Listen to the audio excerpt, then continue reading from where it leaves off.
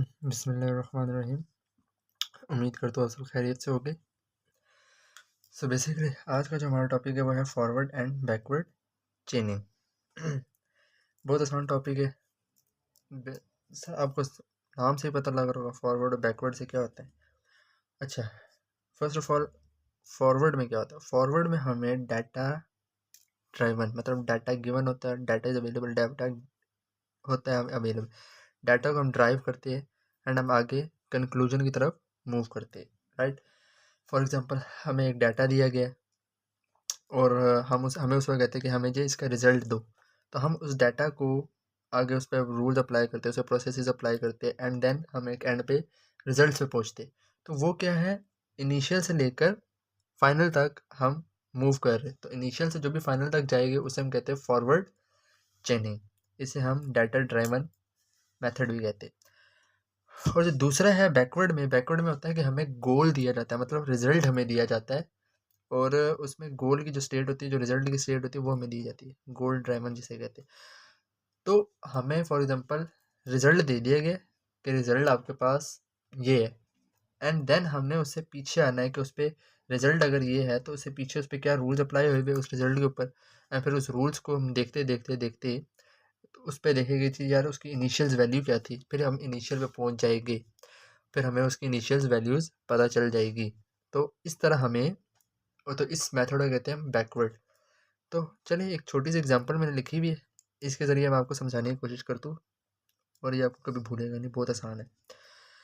अब for example हमें एक डाटा गिवन है, ठीक है, डाटा इज अवेलेबल। अब डाटा ड्राइवन इस पे हो रहा है, डाटा गिवन है जिसमें से x इज इक्वल्स टू 1 है, y इज इक्वल्स टू 2 है।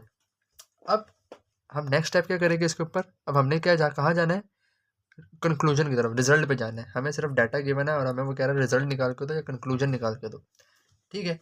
एक्स हमें गिवन है 1, वाई गिवन है 2। अब हम आते हैं, कहते अब हमने रूल्स अप्लाई करना शुरू किया कि हम if X is equal to 1 and Y is equal to 2 तो हमारे पास फिर जेड क्या होगा, 3 होगा।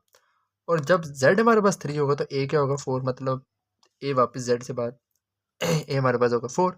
तो फिर हमारे पास कंक्लूजन क्या आ गया कि ए जो होगा वो 4 होगा जब हमारे पास एक्स 1 है, वाई 2 है और हमें बता दिया गया कि हमने एक और रूल लगा दिया कि जेड 3 होगा। फिर तो जब Z 3 होगा तो हमारे पास A क्या निकलेगा, 4 निकलेगा। तो ये क्या क्या होगा, हमारा कंक्लूजन या रिजल्ट है कि हमने बता दिया कि जी हमारे पास ये इनिशियल डाटा था और हमने बता दिया जी कि कंक्लूजन क्या निकला है, A की वैल्यू क्या निकली है, 4।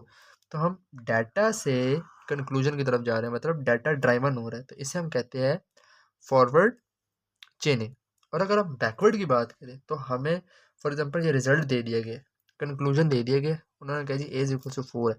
अब हमने गोल ड्राइवन है, मतलब गोल ड्राइवन हमें दे दिया गया, गोल दे दिया गया। अब हम गोल स्टेट पे गिवन है हमें, हम बैठे हुए। अब अगर हमें डाटा फाइंड करना मतलब इनिशियल स्टेज फाइंड करनी, तो हम क्या करेंगे, पीछे जाएंगे उसके प्रोसेस पे, रूल्स पे, देखेंगे देन एज, अब इधर है एज इक्वल टू, कब होगा, जब if z is equal to 3, जब z क्या होगा, 3 होगा। और z कब 3 होगा, जब x 1 होगा और y 2 होगा। अब हमें पता लग गया कि a कब 4 होगा, मतलब हमारा जो रिजल्ट है A4 वो कब A4 होगा, जब हमारे पास Z3 होगा। और Z3 कब होगा, जब हमारे पास X1 होगा और Y2 होगा। और यही हमें पता लग गया कि X और Y की वैल्यू कहती है 1 और 2, हमें यही से पता लग गया। तो ये हम आंसर से मतलब रिजल्ट से वापस आए हैं इनिशियल वैल्यूज फाइंड करने, तो इसे हम कहते हैं बैकवर्ड चेनिंग। सो उम्मीद करते हुए सबसे आसान टॉपिक था एंड आप लोगों को समझ आया होगा, इसमें कोई इतना लॉजिकल साइंस नहीं थी। सो प्रैक्टिस कीजिएगा एंड दुआओं में याद रखिएगा। जज़ाकल्लाह, अल्लाह हाफ़िज़।